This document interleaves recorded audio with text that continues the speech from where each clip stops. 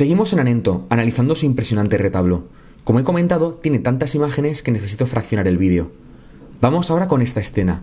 Según la Biblia, es el momento en el que los principales sacerdotes judíos entregan a Jesús ante el gobernador Poncio Pilatos para que éste les autorice ejecutarle. En la imagen, Pilatos aparece lavándose las manos, indicando con ese gesto que se desentiende del tema, que vota en blanco y que por tanto permite su ejecución. Quiero enseñarte este grupo de hombres que aparece a la izquierda. Se trata del Sanedrín, un consejo de rabinos o de sacerdotes judíos que también eran jueces y que emitían sentencias a los acusados en base a la Torá. En pocas palabras, eran una especie de policía de la moral de su época. Como hemos visto en el anterior vídeo, una persona del siglo XV se daría cuenta enseguida de que son judíos porque visten de amarillo. A veces es muy evidente, como este hombre de aquí, y otras veces es más discreto, como el gorro del hombre del fondo o aquí en el interior de las mangas. Pero ahora quiero que te fijes en otro detalle más.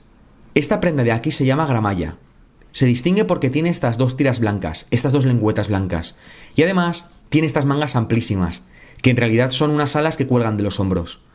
La gramalla era la prenda de abrigo estándar en muchos territorios de la Europa occidental, casi exclusiva para hombres, y que se utilizó entre los siglos XIII y XV.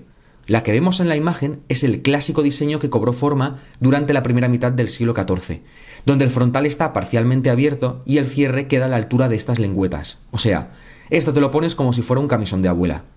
Durante el tiempo que existió, la gramalla cumplió tres funciones. Como prenda de viaje, es decir, protegía de la lluvia, viento, nieve, bla bla bla, cuando no tenías un techo bajo el que refugiarte. Como prenda de abrigo de a diario. La gramalla fue utilizada por todas las clases sociales, desde reyes, consejeros, notarios, médicos, hasta los más humildes comerciantes o artesanos. El color, la calidad de la lana exterior y el forro interior, que podía ser de pieles, servía para identificar la clase social de quien lo llevaba. Y por último, la gramalla también era una prenda que se utilizaba para los funerales y para guardar luto.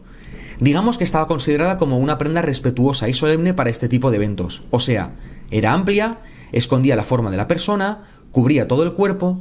Hoy en día equivaldría a un traje de chaqueta negra y corbata negra para los funerales. Y hablando de los colores, el negro, el azul oscuro o el gris oscuro eran los colores típicos de las gramallas que se usaban en los funerales. Normalmente se usaban en conjunto con estas capuchas llamadas capirotes y que ayudaban a esconder la cara. En realidad esto es un poco ambiguo, porque como acabamos de ver, las gramallas de colores oscuros, como el azul, también servían como abrigo de a diario, sin tener nada que ver con los funerales. Pero podemos suponer, como con los trajes de chaqueta actuales, que su uso puede tener varios contextos. Ahora vamos a cambiar completamente de tema. Además del armet que te he comentado en mi anterior vídeo, el retablo nos introduce este otro elemento también muy innovador en las armaduras, concretamente en el codo de este soldado. Quiero que te fijes en la parte interior. Hay una serie de láminas de metal que pueden colapsar unas encima de otras cuando el codo articula. En la década de 1430, cuando se creó este retablo, el tipo de protección más extendido para esta parte del cuerpo era un pequeño retal de cota de malla llamado gusset. Se trata de un cuadradito de anillas que va cosido al textil que hay debajo del todo. Y un paréntesis muy rápido, la cota de malla no se llamaba cota de malla en la Edad Media, sino loriga o loriga, pero para no saturar más con palabras vamos a continuar con cota de malla. Como digo, la protección con la cota de malla tiene la ventaja de ser muy flexible y resulta ideal para proteger las partes del cuerpo donde no pueda haber limitaciones de movimiento. También las podemos ver detrás de las rodillas, en el cuello, en las axilas, en la zona inguinal. En el caso del codo, el gusset de cota de malla queda expuesto entre las placas sólidas de acero y protege muy bien contra los cortes, pero no es tan bueno contra cualquier ataque con algo punzante, como lanzas, flechas, estocadas de una espada, ni tampoco contra golpes con objetos contundentes, hachas, martillos de guerra, armas de asta. Las placas de metal, en cambio, protegen mucho mejor, aunque tienen la clara desventaja de que no son flexibles. Principios del siglo XV es una época de mucha experimentación con las armaduras. Se busca potenciar la movilidad y la protección a la vez, ya que esto se traduce en más posibilidades de sobrevivir en un combate. El gusset con láminas de metal en lugar de cota de malla fue una de estas pruebas para aumentar la protección sin comprometer la libertad de movimiento.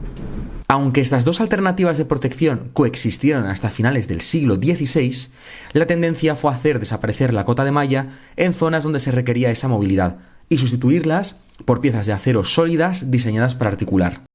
Encontrar un gusset de láminas de metal en España tan pronto es rarísimo y novedoso, Pero curiosamente, también tenemos otro ejemplo en este San Miguel que se conserva en el EMNAC y que también es de la misma época que el retablo. No quiero dejar esta escena sin hablarte de este otro detalle. Se trata de unas calzas blindadas o calzas de armar, es decir, unas calzas que consisten en 2 capas de lino y que entre medio llevan cosidas cientos de plaquitas de metal en hileras como pequeñas fichas y que distinguimos de unas calzas civiles convencionales porque tienen todas estas líneas dibujadas. Como ya estás viendo, sorprendentemente se conserva un ejemplar de este tipo de calzas que se exponen actualmente en la ciudad de Ingolstadt, en Alemania. Este tipo de protección ya aparece a principios del siglo XIV. Tuvo su edad dorada a lo largo del siglo XV y dejó de utilizarse en algún momento entre finales del siglo XV y principios del siglo XVI. En este retablo se repite varias veces y también tenemos más ejemplos de pantalones de armar en distintas obras de la misma época repartidas por España. Esto nos da a entender que estaba asociada a soldados bien equipados y que debieron de ser muy populares. Lo que voy a decir parece que no viene a cuento de nada, pero la ruta de la seda es uno de esos ejemplos de cómo gran parte del mundo estaba ya conectado desde hace 2000 años. Pero estas calzas y el hecho de que no exista ninguna diferencia entre las de la imagen y las conservadas en Alemania es un pequeño ejemplo de cómo estaba globalizada Europa ya en el siglo XV. Vamos con esta otra escena, que aquí también da de qué hablar. Se trata del martirio de San Blas. Para hacerle daño en la piel, los torturadores usan unos rastrillos que se usan para cardar la lana. Uno de ellos, acalorado por el esfuerzo, tiene algunos botones desabrochados y se sujeta las mangas con unas cuerdas. Estos detalles dan dinamismo a la escena. Los personajes no son planos, no visten perfecto para una foto. Es como si hubiéramos entrado en mitad de una escena que ya había empezado sin nosotros. Fíjate en el santo. Sí, lleva unos calzoncillos muy parecidos a los boxers que se llevan hoy en día. En realidad, es un modelo de calzones que se llevaban en aquella época y del que también existían otras variantes más holgadas. Ahora fíjate en la cintura del santo. A lo largo de distintas épocas, pero especialmente durante el siglo XIX, es de sobra conocido el estándar de belleza que obligaba a las mujeres a usar corsés para conseguir una cintura de avispa. Sin embargo, es menos conocido que desde mitad del siglo XIV hasta mitad del siglo XVI, los hombres también persiguieron esta silueta con forma de reloj de arena. Para conseguir este efecto visual de pecho palomo y cintura de avispa, la ropa se tuvo que adaptar. El pecho era muy holgado, pero muy ceñido en la cintura. Y no importa si hablamos de moda civil o militar, especialmente entre los hombres jóvenes, las distintas fuentes los representan así, a veces incluso con siluetas imposibles de conseguir. Vamos, una especie de Barbie de la época. Y no importa si ves imágenes o esculturas en cualquier otra parte de Europa. Mientras hayan sido creadas durante estos aproximadamente 200 años que duró esta moda, lo más seguro es que te encuentres con hombres con esta silueta.